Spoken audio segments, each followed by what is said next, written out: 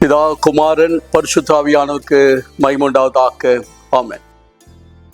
என் அன்பு சகோதர சகோதரிகளே, NMSI மூலமாக இந்த 40 நாட்கள் தபசு காலங்களில் கொடுக்கிற இந்த நேரத்துக்காக ஆண்டவருக்கு நன்றி செலுத்துகிறேன். இந்த நாளில் கூட செய்திகளுக்கு போவதற்கு முன்பாக நாம் ஆண்டவரை நோக்கி ஜெபம் செய்வோம். எங்களை நேசிக்கிறதான அன்பின் தகப்பனே, இந்த தியானத்திற்காக உமக்கு ஸ்தோத்திரம். ஆண்டவரே, NMSI மூலமாக செய்து வருகிற திருப்பணிகளுக்காக உமக்கு ஸ்தோத்திரம். இன்றைக்கு ஆண்டவரே, உம்முடைய பிள்ளைகள் இந்த தியானத்தை பிராட்காஸ்ட் பண்ணும்போது தேவ பிரசன்னம் உடைய பிள்ளைகளோடு இருக்கட்டும். இதை பார்க்கிற உடைய பிள்ளைகளுக்கு பயனுள்ளதாக இருக்கட்டும். லூக்காவில் கிறிஸ்து என்ற தலைப்பில் இந்த தபசு காலங்களில் தியானிக்கிற இந்த வேளையில இந்த நாளுக்குரிய செய்தியை உடைய பிள்ளைகள் கேட்கும் போது அது பயனுள்ளதாகவும் அவருடைய விசுவாசத்தை உறுதிப்படுத்தக்கூடியதாகவும் இந்த தபசு காலங்களில் நம்முடைய அன்பை புரிந்து கொள்ள உதவி செய்யும். இயேசு கிறிஸ்துவின் நாமத்தினால் ஜெபிக்கிறேன் நல்ல பிதாவே, ஆமென். இன்றைய நாளின் தியானத்திற்கென்று வாசிக்கும்படியாக தெரிந்து கொள்ளப்பட்ட திருமறை பகுதி லூக்கா எழுதின நற்செய்தி நூல் 15ஆம் அதிகாரம் 10ஆம் வசனம். அவ்வாறே மனம் மாறிய ஒரு பாவியை குறித்து கடவுளின் தூதரிடையே மகிழ்ச்சி உண்டாகும் என உங்களுக்கு சொல்லுகிறேன் என்றார் என்பதே. என் அன்பு சகோதர சகோதரிகளே, இந்த தியான போலையில நாம் தெரிந்து கொள்ளப்பட்ட வேத வசனம் பரிசுத்த லூக்கா எழுதின சுவிசேஷம் 15ஆம் அதிகாரம் 10ஆம் வசனம். பரிசுத்த லூக்கா எழுதின சுவிசேஷம் 15ஆம் அதிகாரம் 10ஆம் வசனம். அதுபோல் மனம் திரும்புகிற பாவி நிமித்தம் தேவனுடைய தூதருக்கு முன்பாக சந்தோஷம் உண்டாயிருக்கிறது என்று உங்களுக்கு சொல்லுகிறேன் என்றார். மனம் திரும்புதல் ஒரு முக்கியமான ஒரு பகுதியாக கிறிஸ்துவத்தில் இருக்கிறார். மனம் திரும்புகிற பாவிகள் நிமித்தமாய் தேவ தூதர்கள் மத்தியில மிகுந்த சந்தோஷத்தை கொடுக்கக்கூடியதாக இருக்கிறது என்பதை இந்த வசனங்கள் நமக்கு தெளிவுபடுத்துகிறது. என் அன்பு சகோதரனே சகோதரியே, ஆண்டவரை அறிந்து கொண்டு ஆண்டவரில நீங்கள் வருகிற போது பரலோகத்தில் மிகுந்த மகிழ்ச்சி உண்டாகிறதா. யோவான் எழுதின சுவிசேஷம் 1ஆம் அதிகாரம் 12ஆம் வசனத்துல அவர் நாமத்தின் மேல் விசுவாசம் உள்ளவர்களால் அவரை ஏற்றுக்கொள்கிற பொழுது நீங்கள் அவருடைய பிள்ளைகளாகிறீர்கள்.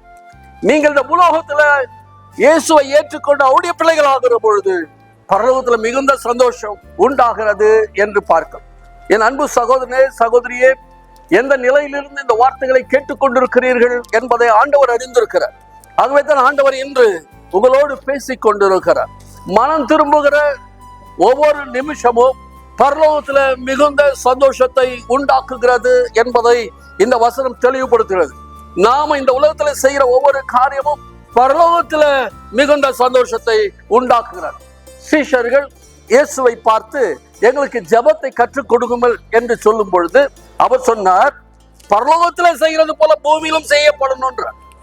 இப்பொழுது லூக்கா ஆக்கியோன் எழுதுகிறார், இந்த பூலோகத்துல மனம் திரும்புகிற ஒரு பாவி நிமித்தம் பரலோகத்துல சந்தோஷம் உண்டாகும் என்று சொல்லுகிறார்.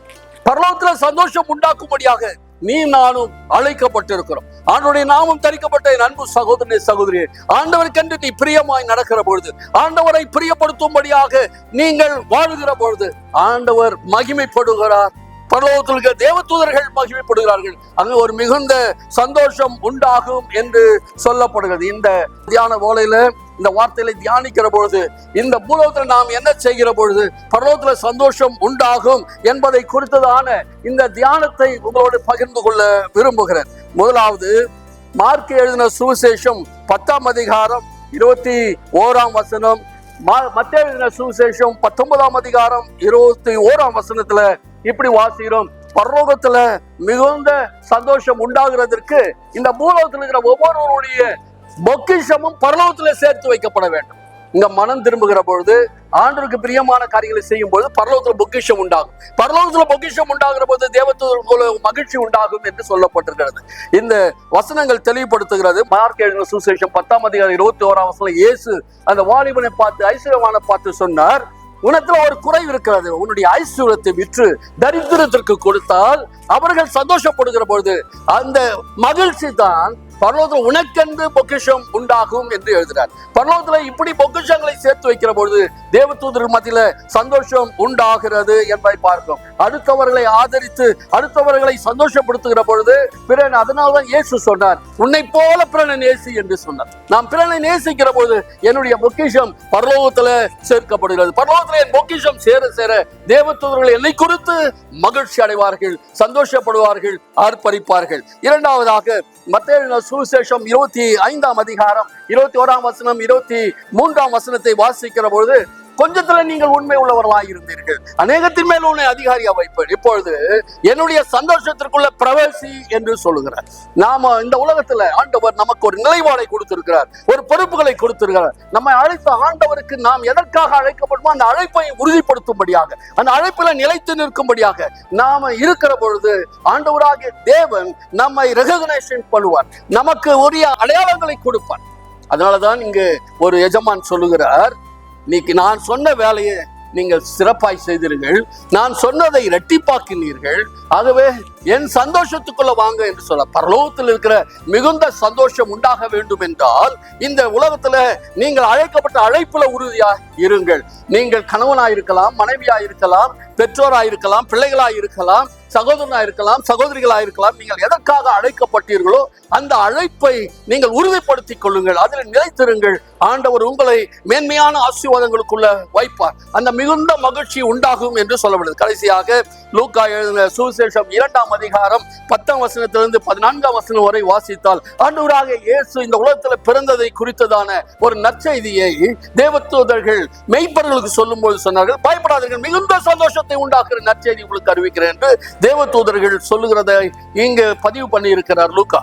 லூக்கா எழுதின சுவிசேஷம் 2ஆம் அதிகாரம் 14ஆம் வசனத்துல தேவதூதர்கள் எல்லாம் ஒருமித்து சொன்னார்களாம், உன்னதத்தில் இருக்கிற தேவனுக்கு மகிமையும் பூமியிலே சமாதானமும் மனுஷர் மேல் பிரியம் உண்டாவதாக என்று ஆர்ப்பரித்தார்கள் என்று சொல்லப்படுது.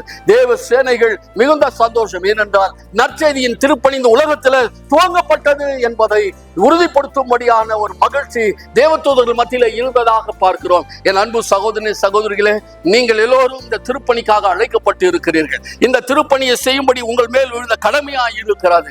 நீங்கள் இருக்கிற இடத்துல கர்த்தர் நல்லவர் என்பதை ருசித்து பார்த்து அவரை அறிந்து அறிவிக்க வேண்டிய பொறுப்பு உங்களிடத்துல இருக்கிறது. அதுதான் இந்த என்எம்எஸ்ஸின் மூலமாக இந்த தேசம் முழுவதிலும் அவர்கள் நற்செய்தியை அறிவித்துக் கொண்டிருக்கிறார்கள். இதற்காய் செபியுங்கள், இதற்காய் கொடுங்கள். இந்த தபசு காலங்களில நம்மை அர்ப்பணித்து ஆண்டவருடைய திருப்பணியாற்றுவதற்கு நீங்கள் அழைக்கப்பட்டு இருக்கிறீர்கள்.